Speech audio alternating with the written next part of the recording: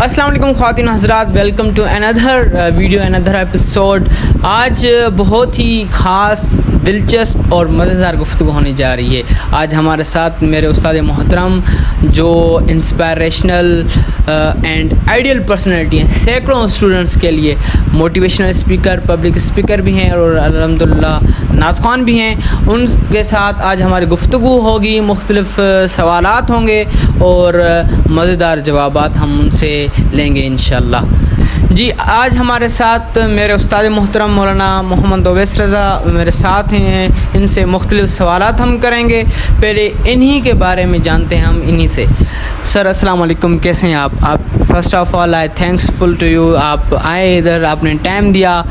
تو سر، آپ کا جو ایک زندگی جو آپ فیس گزار کے آئے ہیں، پہلے آپ اس دینی ماحول سے پہلے اگر ہم پاسٹ میں آپ کے ماضی میں جائیں تو آپ ایک موٹیویشن بھی ہیں۔ اگر آپ کے ماضی میں جائیں، آپ سنگر تھے، سنگر سے آپ اس دینی ماحول میں آئے، نعت خوان بنے، پبلک اسپیکر بنے اور سینکڑوں اسٹوڈنٹس کے لیے موٹیویشن بنے۔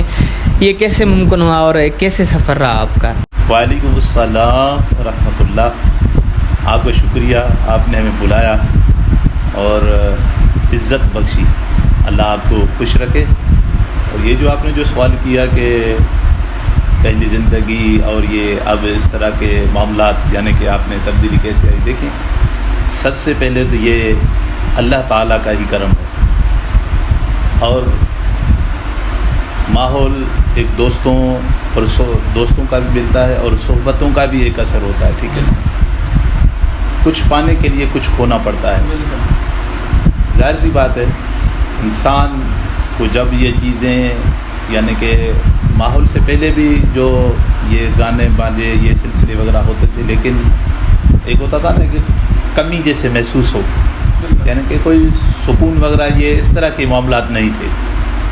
تو کچھ میرے دوست تھے جو اس طرح دینی ماحول سے جڑے ہوئے تھے، تو ماہ رمضان کا بابرکت مہینہ بھی قریب تھا، تو ان لوگوں نے فیصلہ کیا کہ ہم اعتکاف میں جا رہے ہیں، آپ بھی ہمارے ساتھ چلیں۔ میرا تو ذہن بنا ہی نہیں، کیونکہ ہم ایسے ماحول میں تھے کہ یار نہیں، پتہ نہیں مولوی لوگ کیا کہ یہ اس طرح کے معاملات ہوں گے، یہ ہوگا وہ ہوگا۔ ایک ذہن ہوتا ہے بندے کا کہ یار یہ مولوی یعنی کہ ان کی دنیا ہی الگ ہے، لیکن وہ دوستوں نے اصرار کیا تو پھر انکار بھی نہ کر سکے، کیونکہ دوستی میں بندہ جو ہے نا وہ کبھی کبھی ہار بھی مان لیتا ہے۔ بالکل۔ تو اس لیے میں نے حامی بھر لی کہ چلو میں بھی انشاءاللہ اعتکاف کروں گا۔ جب اعتکاف میں ہم گئے تو وہاں بیٹھے تو کچھ دن تو یعنی کہ طبیعت ایسی ہی رہی کہ یار یہ کیا معاملات، جو بندہ مسجد سے دور ہو، یہ اس طرح کے پھر دن رات مسجد میں نمازیں ادا کرنا، یہ وہ معاملات۔ پھر الحمدللہ ایک سوچ بنی کہ یار حقیقتاً زندگی یہ ہے، بالکل، جس مقصد کے لیے ہم دنیا میں آئے ہیں، چاہے ہم کسی بھی شعبے میں پہنچ جائیں، کسی بھی منزل تک، لیکن موت تو ہے، لیکن ہم ایک مقصد کے لیے آئے ہیں۔ تو پھر میں نے وہاں ذہن بنایا اور میں نے سچی توبہ کی نیت کی۔ میں نے اس فیلڈ کو الوداع کیا، گانے بجانے یہ وہ ان کو چھوڑ دیا۔ الحمدللہ پھر میں نے نعت خوانی شروع کی۔ واہ، زبردست، ماشاء اللہ۔ آپ کی تبدیلی دیکھ کے یہ بھی سننے میں آتا ہے ہمیں کہ آپ کی اس تبدیلی کو دیکھ کے بہت سارے تبدیل ہوئے، بہت سارے اس دینی ماحول، اس اچھے ماحول کی طرف آئے۔ تو آپ اس وقت آپ کیسے محسوس کر رہے ہیں اس ماحول میں رہ کر؟ مجھے تو ایک خوشی تو بہت ہے، میرے گھر والے بھی خوش ہیں اور میں خود بہت خوش ہوں، ریلیکس ہوں۔ ظاہر سی بات ہے، جس طرح کے حالات اور دنیا کے معاملات ہیں، جو بندہ دین کی طرف آتا ہے نا، تکالیف وغیرہ، یہ مشقتیں، مصیبتیں تو فیس کرنی پڑتی ہیں، لیکن کئی لوگ ہمت ہار جاتے ہیں کہ چلو یار نہیں یار اس طرح کے معاملات ہیں، یہ وہ یہ۔ لیکن بندہ اگر ہمت کرے نا، ان مشکلات کا سامنا کرے، سب سے بڑی بات یہ ہے کہ اللہ کی بارگاہ میں دعا کرے، کیونکہ وہی اسباب بنانے والا ہے، وہی مشکلوں کو دور کرنے والا ہے۔ تو ابھی تو میں بہت خوش ہوں، الحمدللہ بہت ریلیکس ہوں، اور جی بہت مطمئن ہوں الحمدللہ، میں اپنی اسی لائف سے الحمدللہ۔ سر، آج ہم گفتگو فرمائیں گے معاشرے میں جو ایک نیگیٹیوٹی ہوتی ہے، ایک لوگ کہتے ہیں جو ہے نا کہ انسانیت کے بارے میں بہت بات کرتے ہیں، جو لبرلس ہوتے ہیں وہ کہتے ہیں کہ انسانیت پہلے پھر بعد میں اسلام، پہلے انسانیت پھر بعد میں مسلمان. تو کیا تصور ہے اسلام میں انسانیت کا؟ دیکھیں، اسلام سے ہٹ کر آپ انسانیت کی خدمت نہیں کر سکتے. اچھا. ہاں، اسلام میں رہ کر آپ انسانیت کی خدمت کر سکتے ہیں. یہ جو اس طرح کی باتیں لوگ کرتے ہیں نا، اصل میں اسلام کو یہ صحیح معنی سے نہ دیکھتے ہیں، نہ پڑھتے ہیں، نہ ایسے معاملاتوں کے اندر وہ آتے ہیں. بس ان کا یہ ذہن بنا ہوا آتا ہے کہ نہیں یار، انسانیت ہو، انسانیت ہو، انسانیت ہو. اسلام ہی، آپ نبی پاک صلی اللہ تعالی علیہ وآلہ وسلم کی سیرت مبارکہ پڑھیں، سب سے زیادہ حضور نے انسانیت کا درس دیا کہ نہیں دیا؟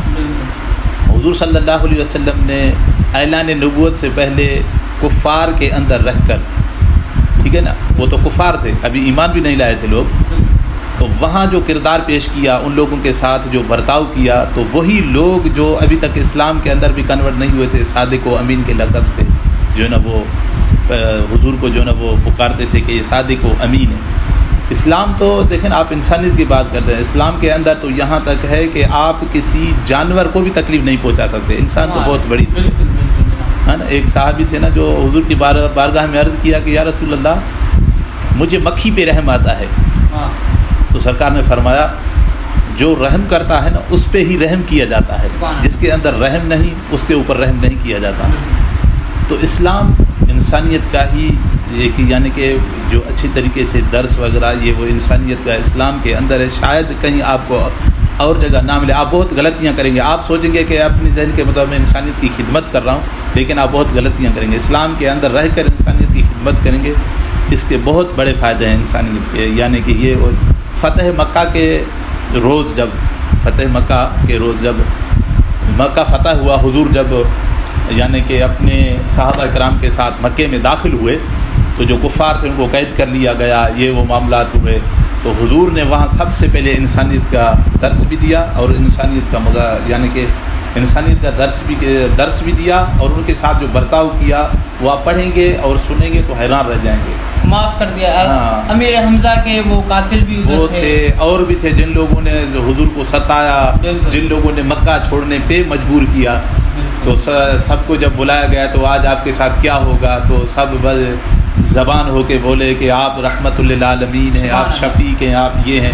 حضور نے فرمایا میں نے سب کو معاف کر دیا. سبحان اللہ. یہ انسانیت ہے نا، معاف کرنا. ہاں نا، اصل چیز ہے. آپ یعنی کہ معاف کر رہے ہیں انسانیت کے حوالے سے. یہ صرف اس طرح کی یعنی کہ آپ کسی ایک کے فعل کو دیکھ کے یہ کہیں کہ نہیں یار مسلمان ایسے ہیں، یہ ایسے ہیں. اصل میں آپ جب آپ ڈیپ میں جائیں گے، اس کے اندر چلے جائیں گے، تو ایسی باتیں آپ کو نہیں ملیں گی کہ یہ مسلمان اس طرح کے ہیں. کوئی بندہ اسلام کو بدنام کرنے کے لیے ایسا فعل کرتا ہے یا ان کی اپنی غلطیاں ہیں، تو ان کی اس غلطی کو دیکھ کے ہم اسلام کو تو نہیں کہہ سکتے نا. اسلام جو ہے انسانیت کا درس نہیں، یعنی کہ انسانیت کا درس وغیرہ نہیں ہے. یہ تو عورت کے حقوق کے بارے میں اسلام کیا کہتا ہے؟ اسلام کی کیا تعلیمات ہیں؟ دیکھیں، اسلام نے جو عورت کو عزت بخشی ہے نا، کسی بھی مذہب میں عورت کو اتنی عزت نہیں ملی. آپ نبی کریم صلی اللہ تعالی علیہ وآلہ وسلم کی دنیا میں جلوہ فرما ہونے سے پہلے کے جو معاملات ہیں ان کو دیکھیں کہ اتنی جہالت تھی کہ عورت کو تو یعنی کہ کچھ سمجھا بھی نہیں جاتا تھا. ان کے ساتھ ایسے معاملات ہوتے تھے، بچیوں کو زندہ دفن کیا جاتا تھا، ایسے معاملات تھے. آج کل جو لوگ کہہ رہے ہیں کہ عورت کے حقوق، مجھے بتائیں اسلام یہ جو عورت مارچ کیا جا رہا ہے اور بہت سارے ایونٹس کیے جاتے ہیں عورت کے نام پہ، جو بے حیائی پھیلائی جا رہی، کیا مقصد ہے؟ پاکستان میں کیا ایسے ہوتا ہے کہ حقوق مارے جا رہے ہیں، حقوق چھینے جا رہے ہیں عورت کے؟ اور اسلام میں کیونکہ یہ اسلامی جمہوریہ پاکستان ہے، اسلام کے نام پر یہ آزاد ہوا ہے، تو اس ملک میں بہت ساری عورت کے نام پہ بہت سارے غلط کام ہوتے ہیں. تو آپ اس بارے میں کیا کہیں گے؟ دیکھیں، آپ کسی چند یعنی کہ بندوں کے فعل کو دیکھ کر آپ سب کو تو یہ نہیں کہہ سکتے نا کہ سب یعنی کہ عورتوں کے ساتھ ظلم کر رہے ہیں. ٹھیک ہے نا. اسلام نے ایسا درس دیا ہے کہ عورت چاہے ماں کے روپ میں ہو، چاہے بیوی کے روپ میں ہو، چاہے بیٹی کے روپ میں ہو، چاہے بہن کے روپ میں ہو، اسلام نے تو یہاں تک درس دیا ہے، پیارے آقا صلی اللہ علیہ وسلم نے ارشاد فرمایا ماں کے قدموں کے نیچے جنت ہے۔ سبحان اللہ۔ مجھے بتاؤ یہ عورت کی عزت ہوئی کہ نہیں ہوئی؟ بالکل ہوئی نا۔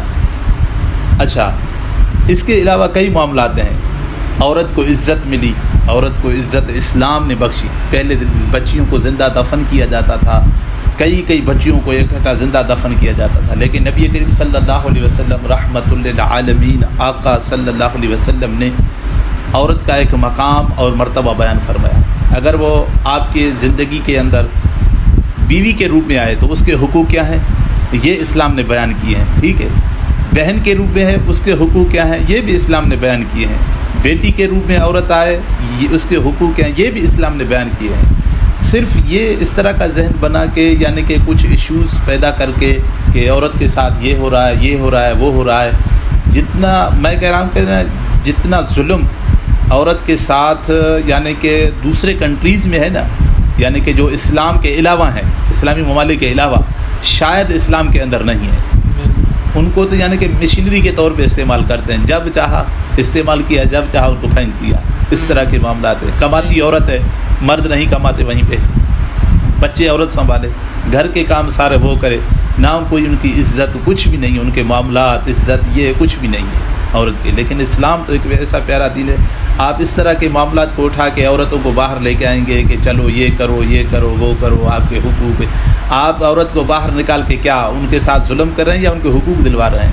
اگر کوئی بندہ نکالے تو حقیقت ان کے ساتھ ظلم ہے، یہ حقوق تو نہیں ہے۔ سر میرا یہ جو میں کوشچن کرنے جا رہا ہوں آپ سے، بہت اہم کوشچن بھی ہے، اور بہت سارے لوگ اس کو اسلام سے جوڑتے ہیں، فرقہ واریت، دہشت گردی اور ایکسٹریمزم یعنی انتہا پسندی، تو یہ اسلام سے جوڑتے ہیں۔ اسلام اس بارے میں کیا کہتا ہے؟ کیا یہ چیزیں اسلام میں ہیں؟ اب دیکھیں، اسلام اس چیز کی اجازت نہیں اسلام کے اندر، ٹھیک ہے۔ کسی بھی معاملات کو آپ لے کے یہ کہیں کہ اسلام کے اندر یہ ہے، یا کسی بندے نے داڑھی رکھ کے کوئی فعل کیا، کوئی کام کیا، آپ اس کو ایشو بنائیں کہ یہ ہے اسلام، یعنی کہ یہ مسلمان دہشت گرد ہیں، اسلام اس طرح کے، یہ درس، یہ معاملات، دیکھیں یہ کوئی چیز نہیں ہے۔ آپ مطالعہ کریں گے، چاہے ہسٹری ہو، چاہے اس وقت بھی ہم جو حالات سے گزر رہے ہیں، آپ یہاں یعنی کہ اس دور کے اندر بھی، اس وقت بھی آپ مجھے بتائیں سب سے زیادہ ظلم اور ستم کن کے اوپر ہو رہے ہیں؟ کن وہ جو ممالک ہیں جن کے اوپر یہ یعنی کہ یہ دہشت گردی کے نام پہ یعنی کہ ظلم و ستم، اور بچوں کو شہید کیا جا رہا ہے، عورتوں کو شہید کیا جا رہا ہے، یعنی کہ بہت سارے معاملات ہوتے ہیں۔ مجھے بتائیں کہ وہ مسلمانوں کے ممالک ہیں یا کوئی اور ہیں؟ مسلمانوں کے ممالک ہیں نا، ٹھیک ہے نا۔ کہ اسلام یعنی کہ دیکھو نا، اسلام تو یہاں تک ہے کہ آپ پتھر کھاؤ لیکن وہ پتھر اٹھا کے کسی کو لگاؤ نہیں۔ کمال ہے۔ نبی کریم صلی اللہ علیہ وسلم کے اوپر پتھراؤ کیا گیا نا، لیکن حضور نے وہی پتھر اٹھا کے ان کو مارا نہیں، اور دعائیں دی، بد دعا بھی نہیں کی، مارنا تو دور کی بات ہے۔ اسلام تو یہاں تک ہے کہ ایک جنگ کے موقع پر مولا علی مشکل کشا کرم اللہ تعالیٰ وجہ الکریم نے، بہت بڑے کافروں کے ایک جنگجو تھے، اس کو لٹایا، ٹھیک ہے نا، اس کو لٹایا تو اس نے جو ہے نا مولا علی مشکل کشا کے مبارک چہرے پہ تھوک مار دی، تو مولا علی مشکل کشا اس کو قتل کرنے والے تھے، جب تھوک اس نے ماری تو وہ اس کے سینے سے اترے، دور جا کے بیٹھ گئے، تو وہ حیران ہو گئے۔ اس نے پوچھا میں آپ کا دشمن، آپ کے ساتھ یہ معاملہ کیا، آپ مجھے قتل کر رہے تھے، آپ نے مجھے کیوں چھوڑ دیا؟ یہاں پہ دیکھیں کہ کیسا درس اسلام کے اندر ہے۔ تو مولا علی مشکل کشا کرم اللہ تعالیٰ وجہ الکریم نے ارشاد فرمایا، پہلے میں تجھے اللہ کی رضا یعنی کہ رب کی رضا کی خاطر قتل کر رہا تھا، دشمنی یعنی کہ اسلام اور یہ معاملات تھے۔ اب جو ہے نا اس میں میری ذاتی وہ چیز آ گئی کہ کہیں اس کے اندر میری نیت کے اندر تبدیل نہ آیا کہ آپ نے مجھے تھوک دیا، پھر یہ معاملات نہ ہو جائے۔ تو اپنی ذات کے لیے اسلام کے اندر یہ نہیں ہے کہ آپ یعنی کہ کسی کے ساتھ یہ کریں وہ کریں، ایسی بات نہیں ہے۔ اسلام ایک ایسا پیارا دین ہے کہ آپ یقین مانیں، آج تک بھی جتنے یعنی کہ مظالم یہ وہ مسلمانوں کے اوپر ہے نا، میں تو کہتا ہوں شاید کسی کے اوپر ہوں۔ سر اسلام میں کسی چیز کی ہر چیز میں کہتے ہیں کہ سختی ہے، اسلام سخت بہت ہے، اس میں کوئی نرمی نہیں، ایسا کچھ اسلام میں ہے؟ نہیں، کچھ بھی نہیں ہے۔ آپ کاروبار کر سکتے ہیں اسلام کے اندر رہ کے، آپ اس اسلام کے یعنی کہ طریقہ کار کے مطابق، چاہے مرد ہو چاہے عورت ہو، وہ اپنے اس طریقہ کار کے مطابق آپ یعنی کہ دنیا کے اندر کاروبار کر سکتے ہیں، دنیا کے اندر یعنی کہ معاملات اپنے کر سکتے ہیں، اپنے رشتہ داروں کے ساتھ اٹھنا بیٹھنا، یہ وہ دوستوں کے ساتھ۔ یہ سختی کیا چیز ہے اسلام کے اندر؟ مجھے بتائیں کس چیز کی سختی ہے؟ اسلام اپنے ماننے والوں کو یعنی کہ اللہ کے احکام ہیں ان پہ چلنے کا درس ہے کہ آپ اس کے اوپر چلیں۔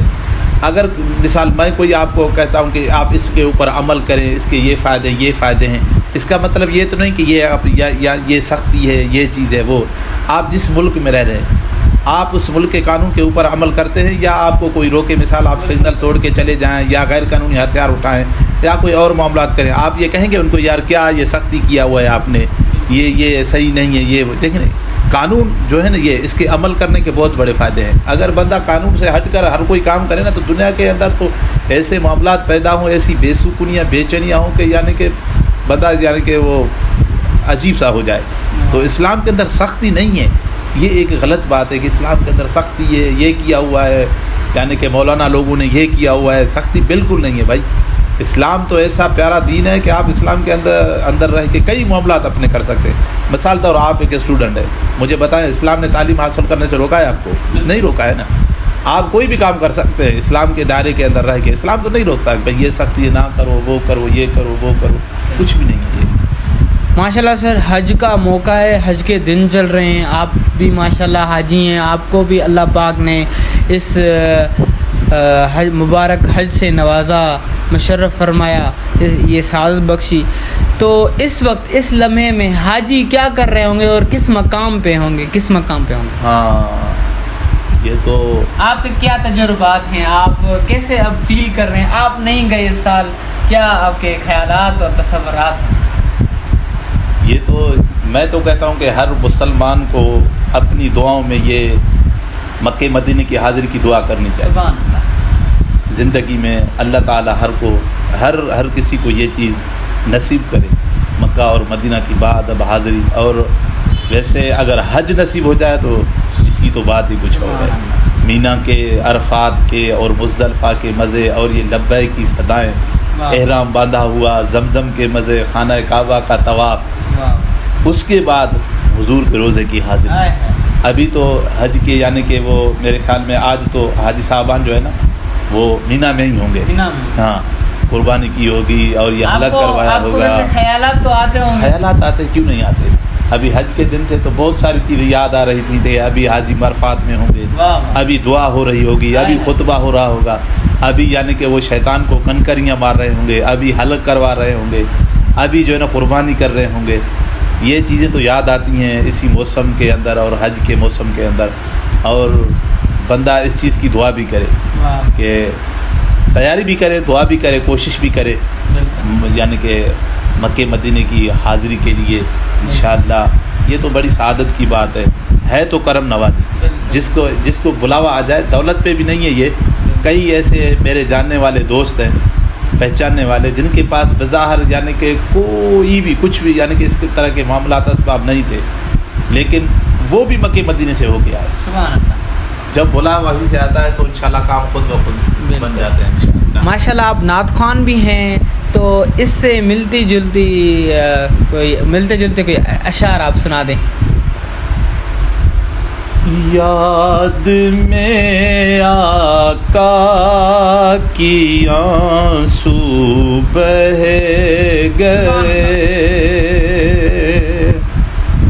یاد میں آقا کی آنسو بہہ گئے، سب مدینے کو گئے، ہم رہ گئے،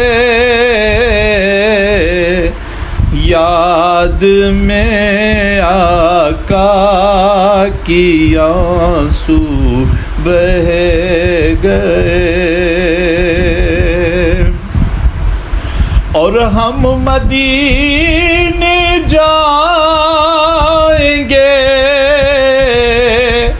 اب کی برس،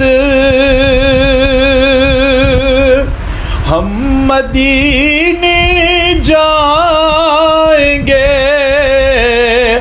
اب کی برس، ہر برس یہ سوچ کر ہم رہ گئے، ہر برس یہ سوچ کر ہم رہ گئے، سب مدینے کو گئے ہم رہ گئے، یاد میں آقا کی آنسو بہ گئے،